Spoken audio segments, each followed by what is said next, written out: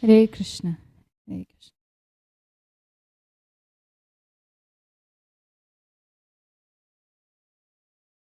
Jaya Radha Madhava Kunja Bihari Gopi Jana Vallabha Girivardhari.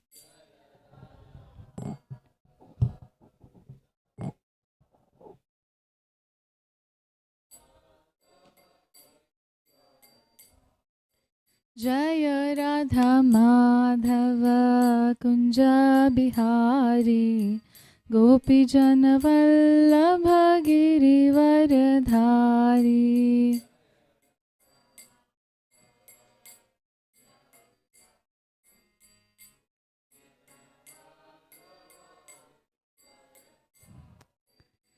Yashodanandana Braja Jana Ranjana Yamuna Tiravanachari.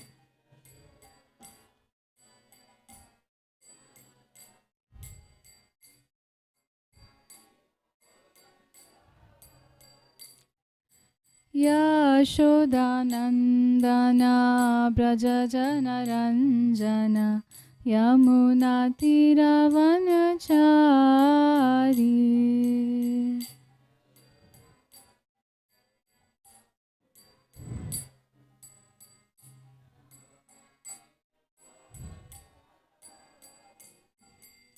Jaya Radha Madhava Kunja Bihari Gopi Jana Vallabha Girivardhari.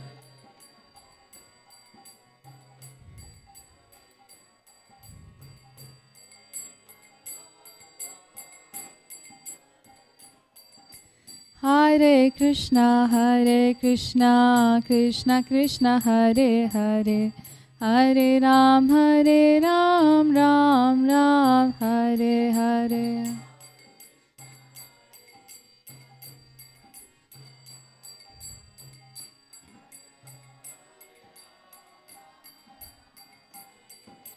Hare Krishna, Krishna Krishna, Hare Hare, Hare Ram, Ram Ram, Hare Hare.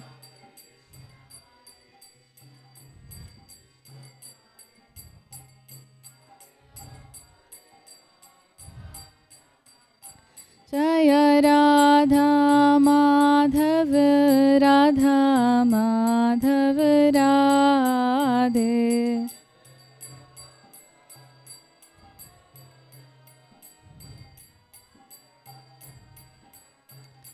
Jaya Radha Kalachanji, Radha Kalachanji Radhe.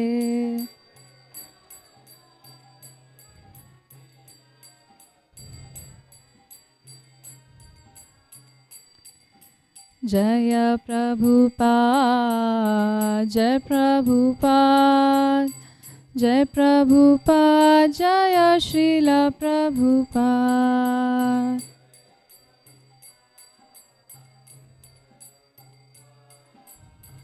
Jai Prabhupada, Jai Jai Gaur Premanande, Hari Hari.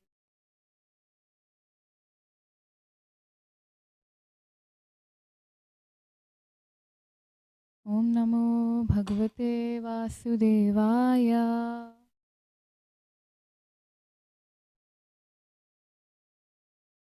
Om Namo Bhagavate Vasudevaya.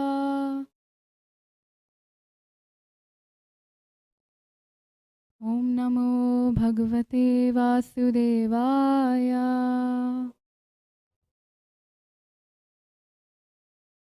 We can recite this together.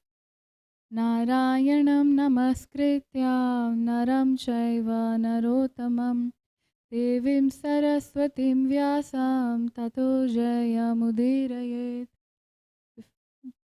Did you read the translation? Okay. Which is the very means of compassion. One should offer respectful obeisances unto the personality of Godhead, Narayan. and to Nar Narayan Rishi, the supremos, and Saraswati, the goddess of learning. नष्टप्रायेषु भद्रेषु नित्यं भागवत सेवया Bhagwati उत्तमश्लोके भक्तिर्भवति नैष्टिकी.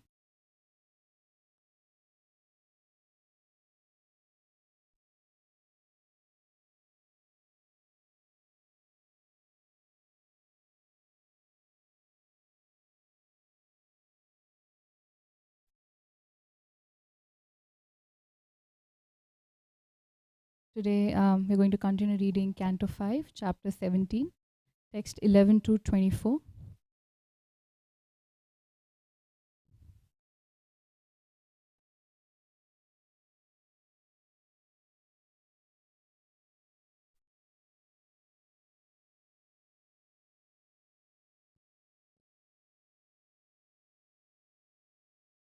Like to start? Jeshnav, would you like to read the translation? Text 11.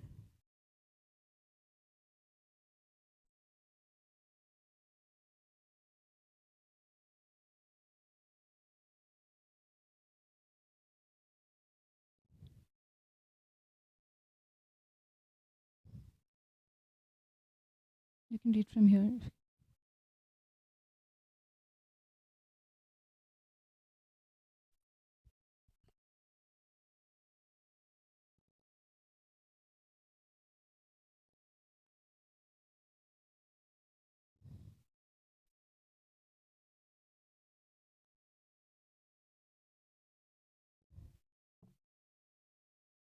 You can take this one for now. Among the 9 Varshas, the tract of land known as Bharatavarsha is understood to be the field of fruitive activity. Learned scholars and saintly persons declare the other 8 Varshas to be meant for very highly elevated pious persons. After returning from the heavenly planets, they enjoy the remaining results of their pious activities in these 8 earthly Varshas. In these 8 Varshas,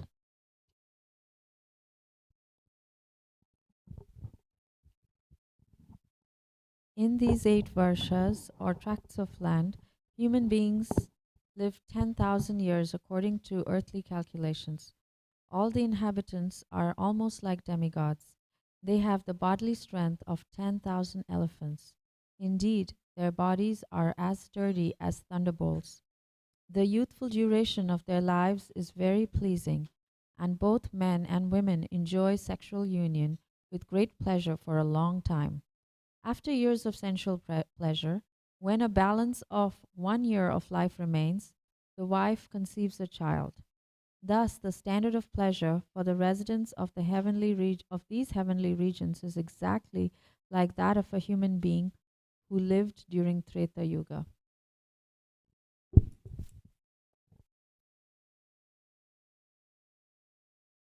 In each of those tracts of land, there are many gardens filled with flowers and fruits according to the season, and there are beautifully decorated hermitages as well.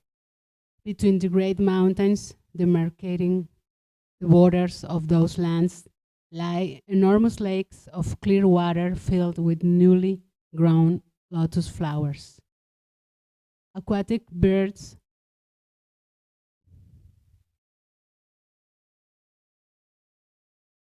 Aquatic birds such as swans, ducks, water chickens, and cranes become greatly excited by the fragrance of lotus flowers, and the charming sound of bumblebees fills the air.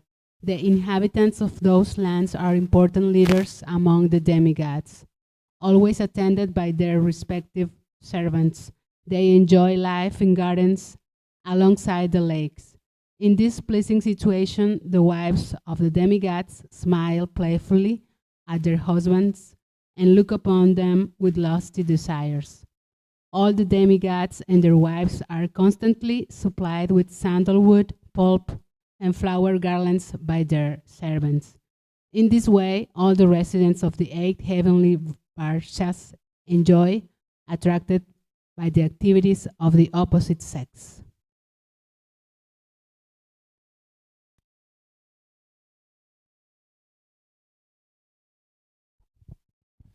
To show mercy to his devotees in each of these 9 tracts of land, the Supreme Personality of Godhead, known as Narayana, expands himself in his quadruple principle of Vyasadeva, Sankarshan, Pradyumna, and Aniruddha.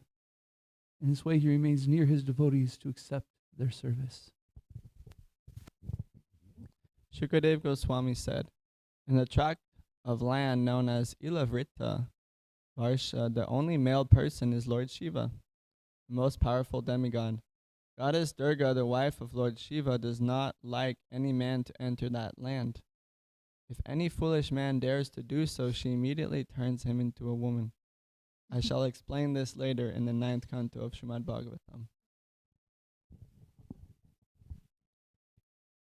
In the Ilavrata Varsha, Lord Shiva is always encircled by 10 billion maidservants of Goddess Durga who minister to him. The quadruple expansion of the Supreme Lord is composed of Vasudeva, Pradyumna, Anuradha, and Sankarshana. Sankarshana is the 4th expansion. It is certainly transcendental, but because his activities of destruction in the material world are in the mode of ignorance, he is known as Tamasi, the Lord's form in the mode of ignorance.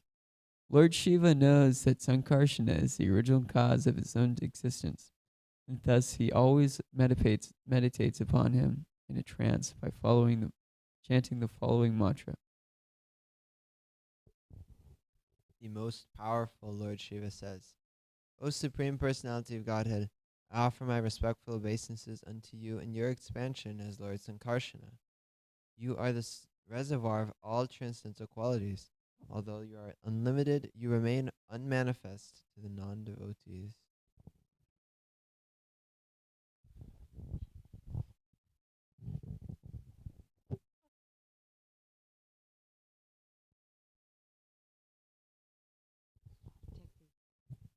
O my Lord, you are the only worshipable person, for you are the Supreme Personality of Godhead, the reservoir of all opulences. Your secure lotus feet are the only source of protection for all your devotees, whom you satisfy by manifesting yourself in various forms. O my Lord, you deliver your devotees from the clutches of material existence. Non-devotees, however, remain entangled in material existence by your will. Kindly accept me as your eternal servant.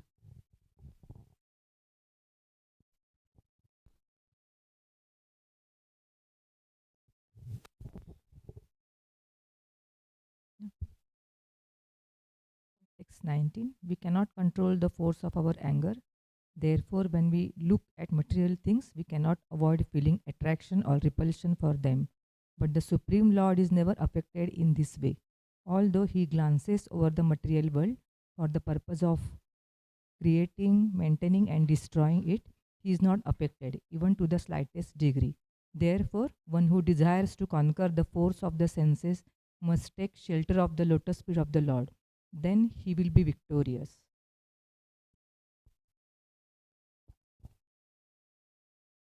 For persons with impure vision, the Supreme Lord's eyes appear like those of someone who indiscriminately drinks intoxicating beverages. Thus bewildered, such unintelligent persons become angry at the Supreme Lord, and due to their angry mood, the Lord himself appears angry and very fearful. However, this is an illusion. When the wives of the serpent demon were agitated by the touch of the Lord's lotus feet, due to shyness, they could proceed no further in their worship of him. Yet the Lord remained unagitated by their touch, for he is equipoised in all circumstances. Therefore, who will not worship the Supreme Personality of Godhead? Lord Shiva continued, all great sages accept the Lord as the source of creation, maintenance, and destruction, although he actually has nothing to do with these activities. Therefore, the Lord is called unlimited. Although the Lord in his incarnation as Shesha holds all the universes on his hairs, each universe feels no heavier than a mustard seed to him. Therefore, what person desiring perfection will not worship the Lord?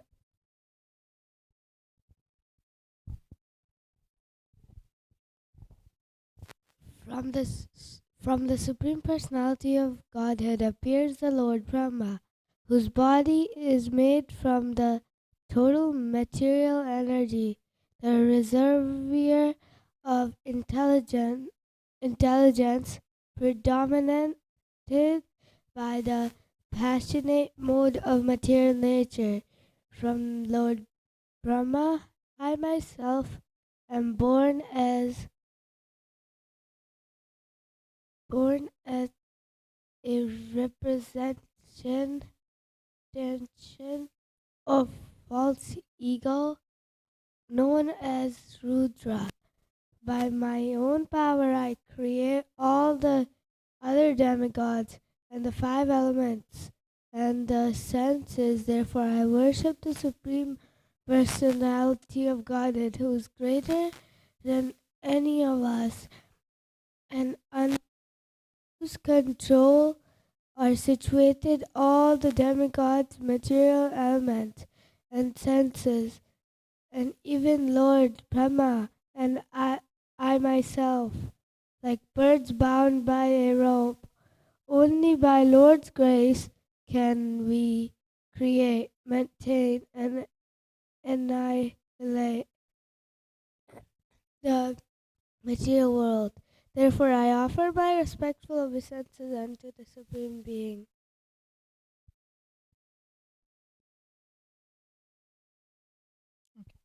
Uh, that was the last. 24th was the last one, right? We're done. Today we're covering till 24. So we'll read text 11, today's verse.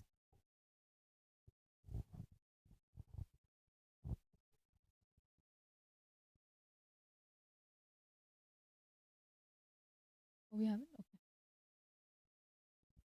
Okay. The Sorry. illusionary energy of the Supreme Personality of the Godhead binds all of us conditioned souls to this material world. Therefore, without being favored by Him, persons like us cannot understand how to get out of that illusionary energy. Let me offer my respectful obeisances to the Lord, who is the cause of creation and annihilation.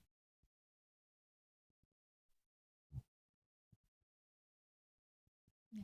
Text 11.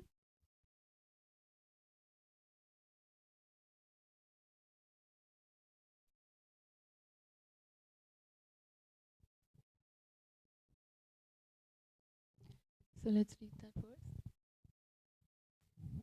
तत्रापि भारतमेव वर्षं कर्म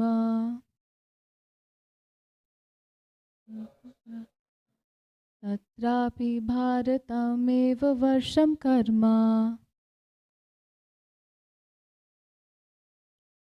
क्षेत्रमन्यानि अष्टवर्षाणि स्वर्गिणाम्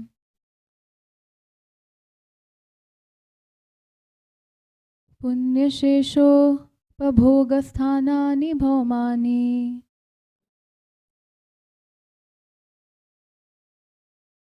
स्वर्गपादानि व्यपदिशन्ति. I think I messed up the meter, but okay, if anybody would like to try, this is the Sarva Sacha meter.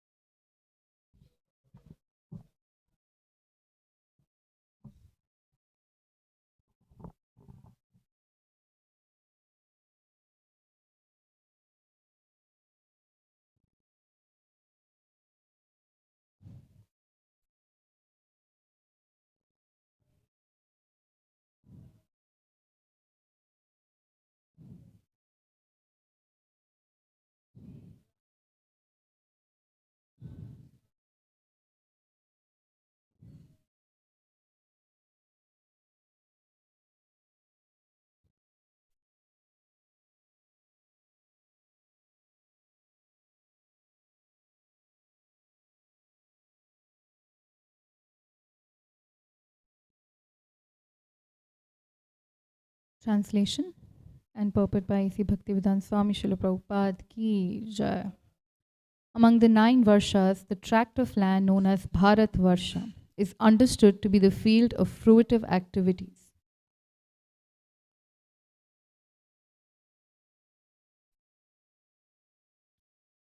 Among the 9 Varshas, the tract of land known as Bharat Varsha is understood to be the field of fruitive activities. Learned scholars and saintly persons declare the other 8 Varshas to be meant for very highly elevated pious persons. After returning from the heavenly planets, they enjoy the remaining results of their pious activities in these 8 earthly Varshas.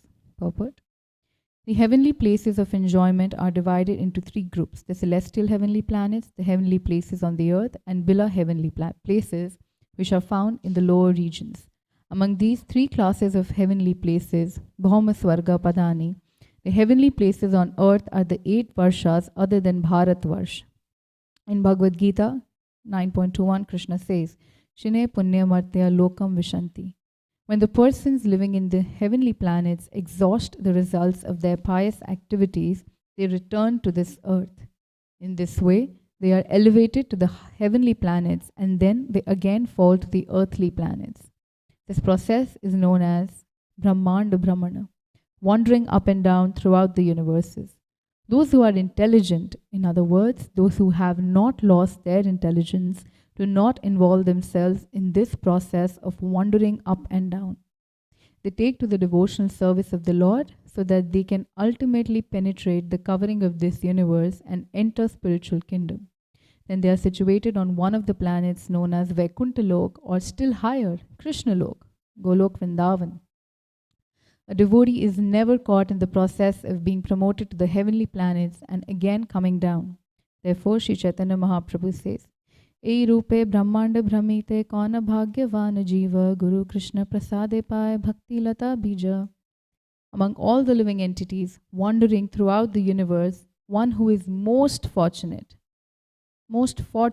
comes in contact with a representative of the Supreme Personality of Godhead and thus gets the opportunity to execute devotional service.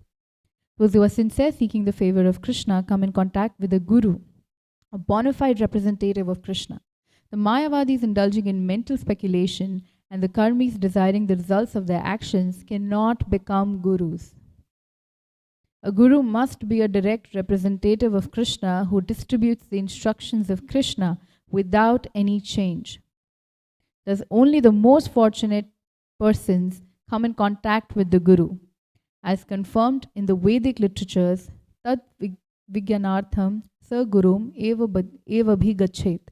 One has to search out a guru to understand the affairs of the spiritual world. Srimad Bhagavatam also confirms this point. Tasmad Gurum Prapadyete Jigyasuha Shreya Uttamam. One who is very interested in understanding the activities in the spiritual world must search out a guru, a bona fide representative of Krishna, from all angles of vision. Therefore, the word guru is especially meant for the bona fide representative of Krishna and no one else. Padma Puran states, a Vaishnavo gurur nasyat. One who is not a Vaishnav or who is not a representative of Krishna cannot be a guru. Even the most qualified Brahman cannot become a guru if he is not a representative of Krishna. Brahmanas are supposed to acquire 6 kinds of auspicious qualifications. They become very learned scholars, Pathan, and very qualified teachers, Pathan. They become expert in worshipping the Lord or the demigods, Yajan, and they teach others how to execute this worship, Yajan. They qualify themselves as bona fide persons to receive alms from others, Pratigraha, and they distribute their wealth in charity, Dana. Yet, even a Brahman possessing these qualifications cannot become a guru unless he is the representative of Krishna, Guru Nasyat. Vaishnava Sha Pacho Guruhu. But a Vaishnav, a bona fide representative of the Supreme Personality of Godhead, Vishnu, can become a guru even if he is Shwapacha, a member of a family of dog eaters. Of the 3 divisions of heavenly planets, Swargaloka, Bhauma Swarg is sometimes accepted as the tract of land in Bharatvarsh known as Kashmir. In this region, there are certain good facilities for material sense enjoyment, but this is not the business of a pure transcendentalist. Rupa Goswami describes the engagement of a pure transcendentalist as follows. Abhilashit, Anya Abhilashita Shunyam, Jnana Karmadi Anavratam, Anukulyena Krishnanu, Sheelanam Bhaktir Uttama. One should render transcendental loving service to the Supreme Lord Krishna favorably and without desire for material profit or gain through fruitive activities or philosophical speculation. That is called pure devotional service. Those who fully engage in devotional service to Krishna just to please him are not interested in the three divisions of heavenly places, namely Divya Swarga, Bhauma Swarga, and Bila Swarga.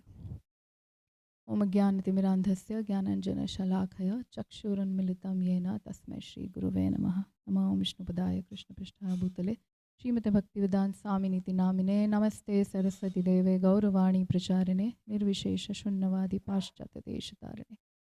Namo Vishnu. Srila Prabhupada ki jai, Guru Maharaj ki jai. So, we see whenever we read Srila Prabhupada's purpose, he's trying to prove one point, and in every sentence you will see he's emphasizing it so deeply, and again, who should be, like, for example, he's talking about a bona fide guru, somebody who is a representative of Krishna, and he's mentioned that multiple times in this one purport. So, in this particular verse, 5:17:11, text 11, we see the description of 9 varshas of Jambudvipa. So here we see Bharat Varsha is one of the varshas from the 9 varshas of Jambudvipa. And there are 3 kinds of heavenly places that are mentioned. The first one is the celestial heavenly planets that we keep hearing, the higher planetary, in the higher planetary system, Swargaloka. And then there is Bhauma Swarga, which means that heavenly planets, places on the planet Earth, Bhaum Swarga. And then comes the last one, Bila, which is the heavenly pleasure that can be available even in the lower regions. So we see, I think in the previous classes and even in the purports of many of these verses, we hear that how amazing, the individuals have these, in the heavenly planets, have these wonderful bodies. There is no, bad odor. There is no sweating. There is no laziness. You can enjoy to the fullest, and you have unlimited sensual pleasure.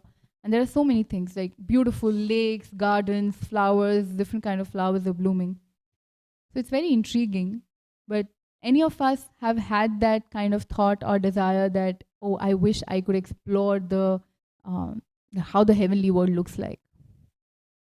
All of us, right? Just curious, yeah. From far, we want to see, but we want to see it from far, how it looks like. But the very important point is that all of this is still a part of the material world. Whether it is the higher like heavenly celestial planets, or it is Bhaum Swarga, or there is pleasure, potency, or let's say pleasure that one can experience in the lower planets, lower regions. The point is, all of this is still part of the material world. It's like somebody is in a jail with very bad facilities in prison, and somebody else comes, like the same person gets promoted to a better prison facilities. You're still in a prison, but you're like, no, this is a better prison because I have an air-conditioned room, I have a private room, I get good food here, and if somebody wants to come and meet me, I'm behind the bars, but I can still meet that person. And that makes, imagine we are in that same situation, or even if somebody goes to the higher planetary systems, the freedom is so limited, but we get used to that limitation that, okay, this is good, this is better than where I was, but it is still a jail. And an intelligent person would know that if he or she escapes from that jail, there's a spiritual world out there. But we we get really happy sometimes. Right now, we are all in a jail. I mean, of course, like when we talk about devotees, it's a different situation. But this material world is a prison house. And no matter how many great deeds or activities, material activities we will do, we might gain a lot of fruitive results. That's why Bharat Varsha is said to be a field of fruitive activities. So I'll explain this one concept, like I'm sure you're all aware, but that is karam, vikaram, and akaram. Karm is when somebody performs pious activities to achieve pious results, good results, fruitive good results. That's karma. So that's what we call punya. Then there is vikarma, activities, sinful activities that one does, and it's pap, that is vikarma. And the third one is akarma, which is transcendental activity, which is neither karm nor vikarm, and it is higher than both of them. It is higher, above than pap and punya. It is called akarma. And when somebody performs akarma, all the karm and vikaram, that means all the pious activities and all the sinful, the results of the pious and sinful activities are all nullified gradually. Now somebody might say that, okay, it's good that my sinful activities have been taken away, but why my pious activity, the results of my pious, my punya, they are so good, right? Like, why are they taken away?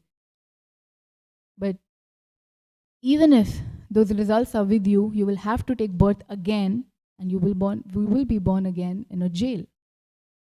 So to take that away is a good thing. So akarma, transcendental activities, is the goal of a devotee. And they don't think about this pap and punya. They're just more focused on that we want to be absorbed in the service of Krishna. I heard once in a lecture, and it was funny that somebody said the difference between Ganga and Jamuna. I think it was Gaurang Prabhu, His Grace Gaurang Prabhu, and he was saying that they're all gone for Yamuna Snan, and somebody was pointing out what are the benefits. So when you take Snan in Ganga, when you bathe in the Ganges, you get positive results. You get get good fruitive results for it. And when you take bath in Yamuna, your good and bad results are taken away. So everybody started walking out of Yamuna. Then why am I like good? The activities of my good, like punya, are being taken away. But the point is that Yamuna is so purifying, because Shri Krishna, most of his pastimes were in Yamuna when he was in Vrindavan. Even when he was being carried from the prison from Mathura to Vrindavan to to Gokul, he went through Yamuna. And Yamuna was just jumping to touch the lotus feet of Krishna, because she felt that what is the purpose of my life if I am not here to serve Krishna, if I cannot even touch his lotus feet. And she was jumping. So there's this bhajan, right? Jamuna uthole aishe, nache gaurahari, right? So Jamuna is jumping in ecstasy because she wants to touch the lotus feet of Shri Krishna. So if a river, Ramuna, she's not just the personality, but she knows her purpose of life. And we need to remember our purpose of life is just one. So as a devotee, as Prabhupada says, that a person who has not lost his intelligence, an intelligent person would go back to Godhead, but through a guru. By the mercy of a spiritual master, one can go back to Godhead. Without Krishna's mercy, we cannot get a guru, and without the mercy of guru, we cannot get Krishna. So if we are very fortunate that many of us over here have spiritual masters, and many of us are being guided by our mentors, our Shiksha gurus. And without that guidance, it's just whatever we are doing would be simply mental speculation. If somebody wants to learn how to swim or how to dance, they need an instructor. They need an instructor so that They're under their shelter. They know they're being instructed, okay, how to go ahead, step 1, step 2, how you can learn in a certain way. And that is what a guru does much more than that. We have no idea about the potency, the power of a spiritual master. Spiritual master has taken the pain of coming to this, is appearing to the world, to this bhuloka, and delivering all of us. And a spiritual master doesn't go back, keeps coming back to bhuloka until all of his disciples have gone back to Godhead. Each and every disciple. And that, just think about it, even just in one life we feel, right, getting into Krishna consciousness, okay, let this be the last one. And the Guru takes the pain of appearing, reappearing in so many lives just to save us, just to save one foolish person who is still not understanding that I need to come out of this cycle of birth and death.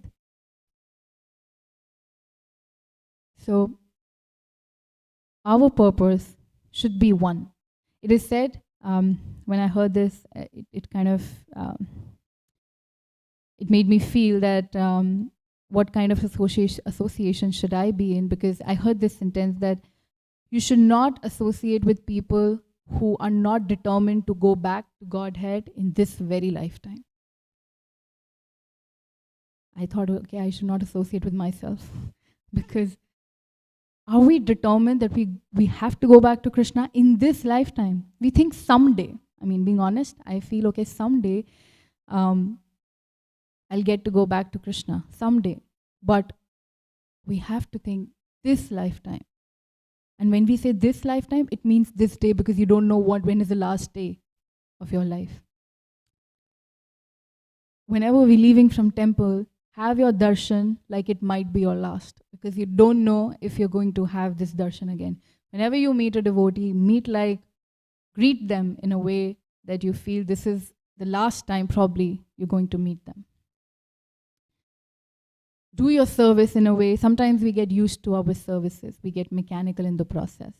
But if we remember that this is such a big opportunity Krishna has given me, and it could be, I don't know if I'm going to get this opportunity again or not. So serve in a way that it's your last.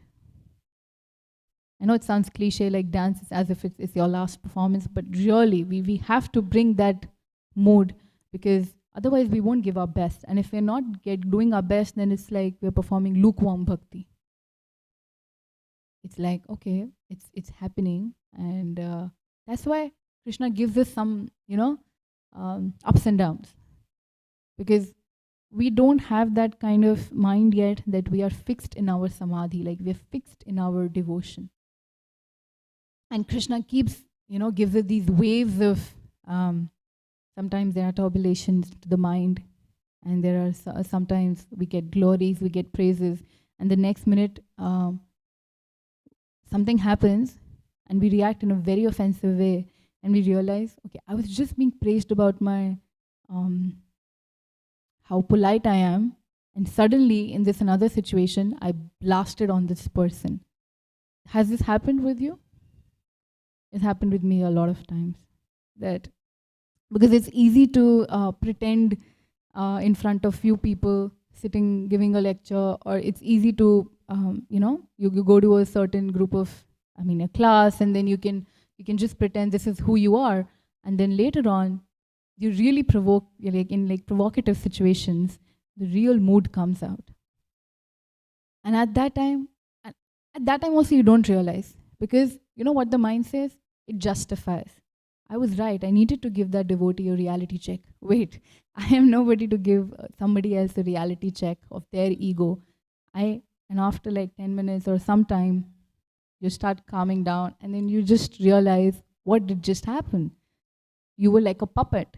You threw your anger on somebody, or you judge somebody else in a way that you thought you weren't, but you did end up doing that. And Arjun also asked Krishna in Bhagavad Gita that why is it that sometimes I don't want to do something and I'm compelled to react in a certain way? Because we're still under the modes of material nature. We're still influenced by, we're still easily triggered, as simple as I can put. So how to not be triggered, how to always be absorbed in Krishna. I remember this class by, I think, Braj Bihari Prabhu 3 days ago, said that, right?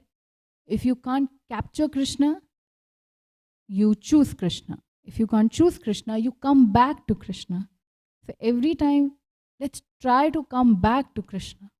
Let's try to, in every situation in life, in any situation, let's try and come back to Krishna. What does that mean? Let's try and ask ourselves, how would Krishna want me to react in this particular situation? How would he? And sometimes when we don't know, because we are so jnani at times, we have our gurus that we can speak to. We have a representative of Krishna. Srila Prabhupada is very particular that even a person from a dog eater's family, he's saying in his purport, can become a guru if they become representative of Krishna, which means they don't twist Krishna's words. They give the philosophy as it is. But somebody is like a Brahmana, and there are 6 qualities that Prabhupada mentioned. A Brahmana has, like, you could be very knowledgeable, very, you can be a good orator and etc., etc. But still you're not qualified to be a guru if you're not representing Krishna. Which means, as a guru, and as Prabhupada says, all of us can become gurus. And the purpose is, we can be gurus like as mothers, preaching Krishna consciousness to our children. We can be gurus to people we meet, and we give Krishna to them. We have to give Krishna. I think it was His Holiness Gopal Krishna Goswami Maharaj that every day, at the end of his day, or any devotee who would come and meet him, he would say that, okay, give me Krishna. In a way, tell me something, share any realization of yours that you had today regarding Krishna. And then he would share his.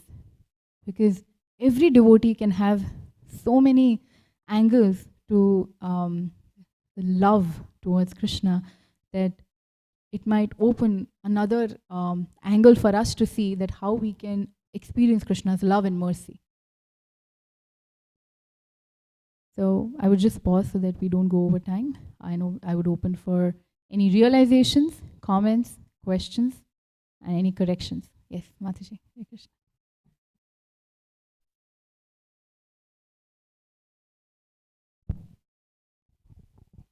Hare Krishna, thank you so much. I had a question about the verses we were reading. It was verse 23, and this is just a detail, but in verse 23, we're supposed to take shelter of Krishna, we're under the control of Krishna, and then it said, just like birds are bound by a rope. So I don't know what that looks like. Is that something in India? Birds strung by a rope? Or is it, because I'm not really sure what Prabhupada's meaning there, because I've never seen that. Let's read that. Brahma and I myself, like birds, bound by a rope. Only by the Lord's grace can we create, maintain, annihilate. Yeah. But how are birds bound by a rope? Maybe in a cage. Maybe that's, but if Prabhuji can help.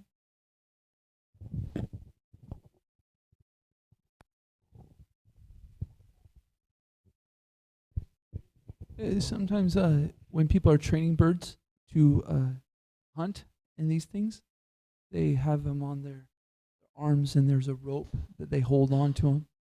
And then when they want them to go out, they let go of the rope. And then even when they're training them, they'll keep the rope on them, and they'll keep the rope on the bird, and they'll go in circles and circles, and they'll put the piece of food in front and stuff. And so it's a way that people train birds. So I think what it means, thank you, Prabhu. Thank you for clarifying. What it means when Lord Shiva is saying that even Brahma and I are bound by birds of rope, because birds bounded by a rope, because everything happens with the grace of Krishna, with the mercy of Krishna. Even Brahma and Shiva, I mean, we cannot imagine their potency, but even they say that whatever mercy we are getting, it's only by the grace of Krishna. It's not my own endeavor. So again, I think in previous class I heard that it was Gaurang Prabhu last week. He said that like taste is not acquired in bhakti, it is given to us. I think it was him, or I think so, I'm not sure. But it is given to us. So there is endeavor and mercy. Mercy is always given to us. So I think that's what they mean, that even we are limited in our power, but by the grace of Krishna, we get that mercy. Thank you. Yes, Prabhu. Thank you so much for the nice class. I appreciate the determination to go back to Godhead. It's very important. I have a question about the qualities of a Brahmana. So they should be scholar, like versed in the scriptures, good at teaching others, worshiping the deities, teaching others to worship. And then there's about like donation. That part I'm not sure if I totally understand. Like you should be qualified to receive donations and you should give donations. Can you expand on that? Dana, yeah. So there can be various kinds of dan. I think there's a very elaborate description in Bhagavatam about that. I wouldn't get into the details, but dan could be anything. It's not just wealth. We can give donation of being a giver of knowledge. But you know, there are times when we hold on to knowledge and we become a miser. So I think a Brahmana is somebody who will not hold on to that knowledge. A great example, when Dronacharya was approached by Drishtadyumna, right? His purpose was he wants to learn Kshatriya skills to kill Dronacharya one day. Because Drishtadyumna's father, Drupad Maharaj, right? He said that he did a vow to have son who could kill Dronacharya. And Dronacharya knew that. Still, he gave that Kshatriya skills, knowledge to him, because to Drishtadyumna, because he said, because my dharma is to give knowledge. I have to give that Kshatriya skills because that's, I'm a guru. I have to give that. So anybody who comes with genuine, it was not genuine motive. It was, it was different kind of motivation that he came. Still, he was not holding on to it. So I believe that being a giver, for us also, if we can connect in every situation, not holding on to something. Sometimes, we hold on to prasadam also, that, okay, we're really excited about having this. And when we see, okay, somebody else is hungry, we want to give that, right? Because we should be, because we want to see that how can I serve this other person who's also a devotee of Krishna. So that mood needs to come. So that also can be a giver. And also, I don't know if it's written here, but we should also have the hunger to take, I wouldn't say dan, but knowledge.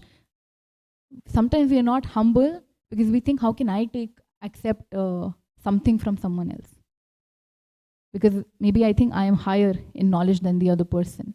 So we don't even accept it at times. But what do devotees do? There is adan pradan, right? When you reveal your heart, you also hear the other person's heart. You take gifts, you give gifts, but you also take gifts, like accepting, because you see it's a mercy that you're receiving. So if I'm able to help with that, I guess. Thank you, Krishna. Any other comments or realization or questions? If I may make a comment on that too, it was wonderfully explained about knowledge and giving knowledge. Really appreciate.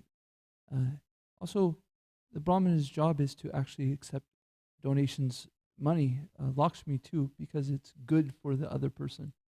So when they perform sacrifice, yajna, or ceremonies, it's not that they think, oh, you should pay for my services.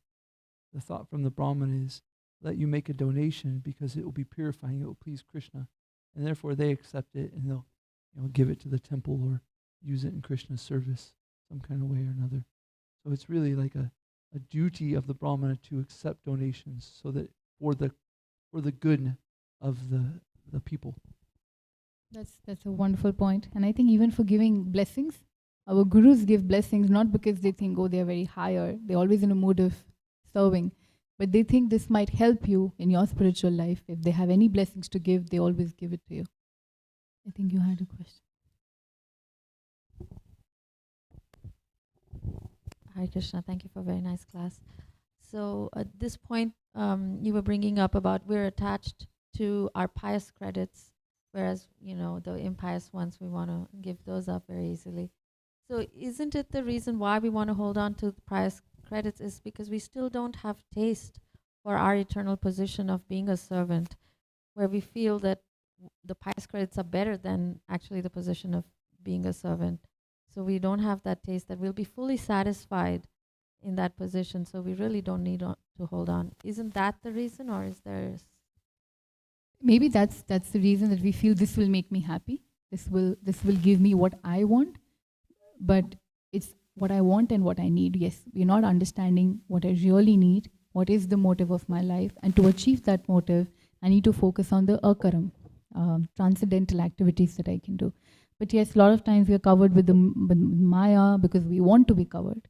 And I guess maybe that's the reason, because we still want to enjoy. The propensity to enjoy is so much that even when we come into spiritual activities, sometimes it gets really prominent that we want to enjoy. So further, but enjoyment is ultimately we don't enjoy. So it's that we're not convinced that we'll really be actually happy and satisfied and situated. Yeah, that's why Prabhupada calls us unintelligent. We want to avoid suffering. Yeah, we think that with this we might, avoid suffering and have like a bypass through bhakti, and we might just rush through it. But that's what our understanding is. I think you're answering your own question. Yes, I think it's more of a realization. Yes.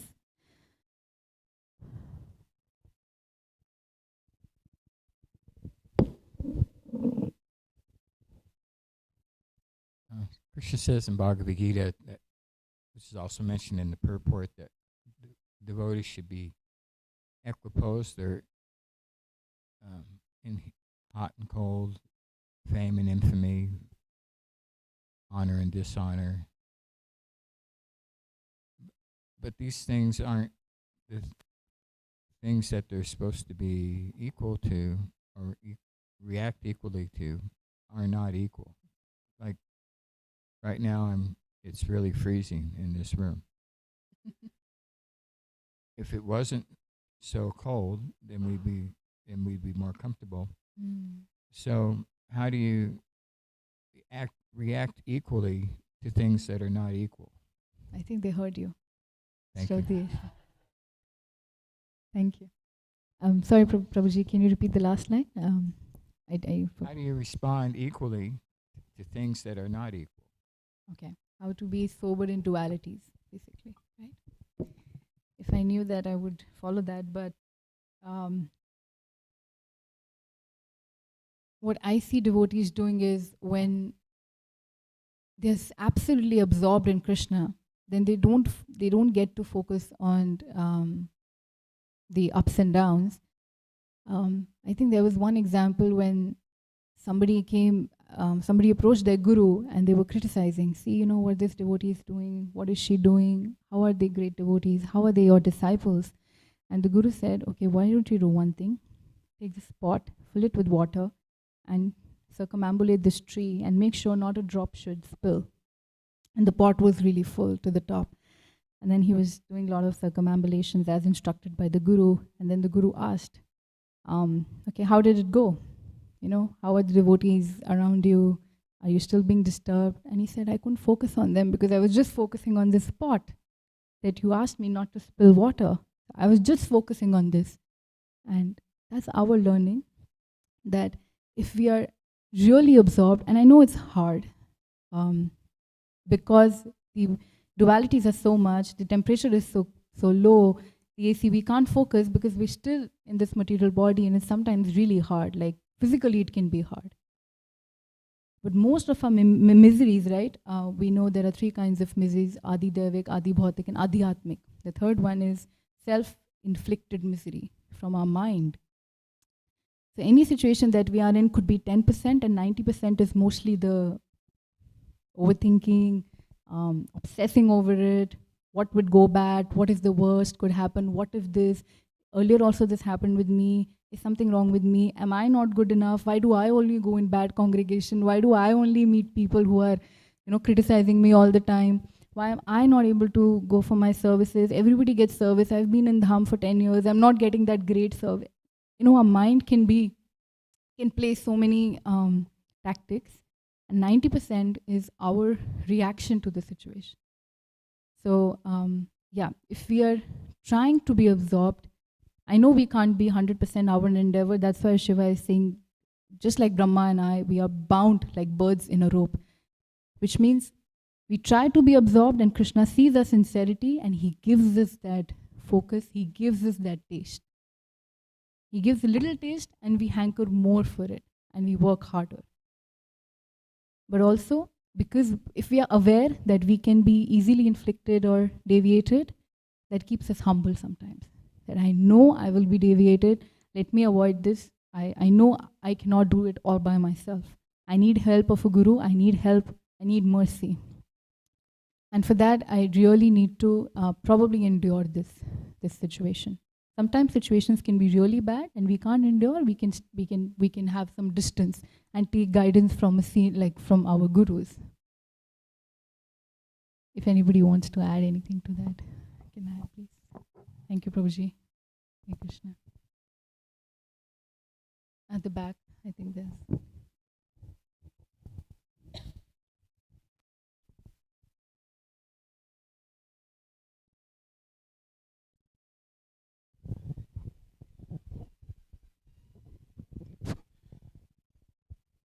Thank you, Mataji, for the lecture. So there was this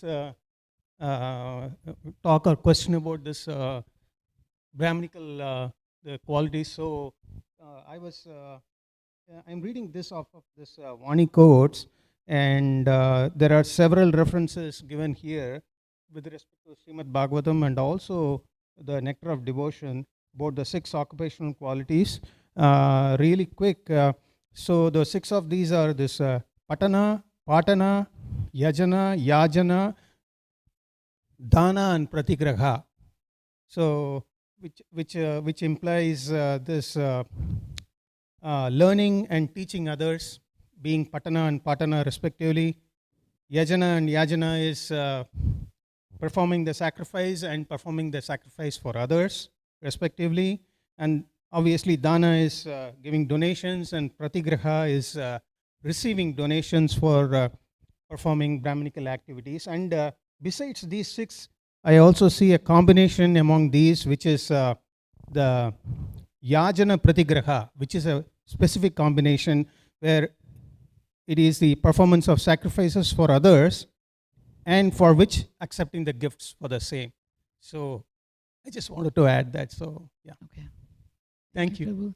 Thank you for reminding us what Prabhupada is saying in the purport. Hare Krishna. We can wrap up? Okay. Thank you so much.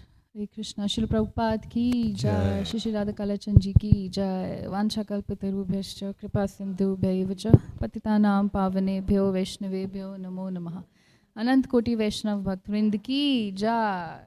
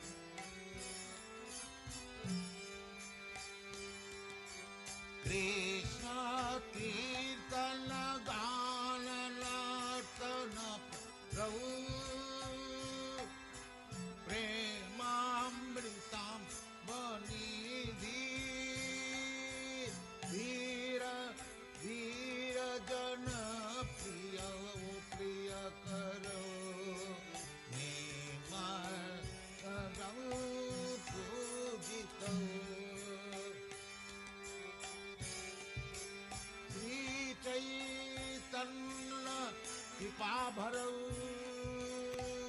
भुवि भुव भारा वहन तारक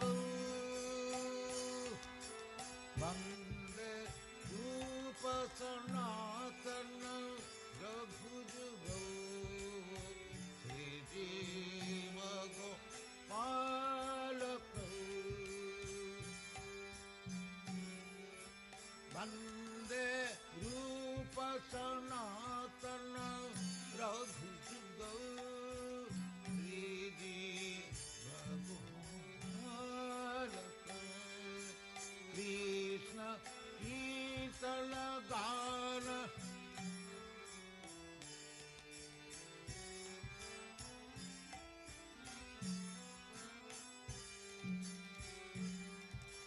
कृष्ण कीर्तन गान नर्तन परम प्रेम में कामनी वीर वीर जन प्रिय प्रिय करो निर्मा पूजितम्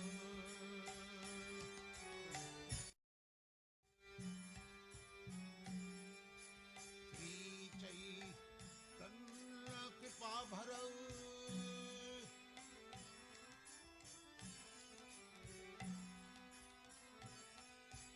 श्री चैतन्य कृपा भरौ भुवि भुव मारव अंतरक वंदे रूप सनातन रघुजुगौ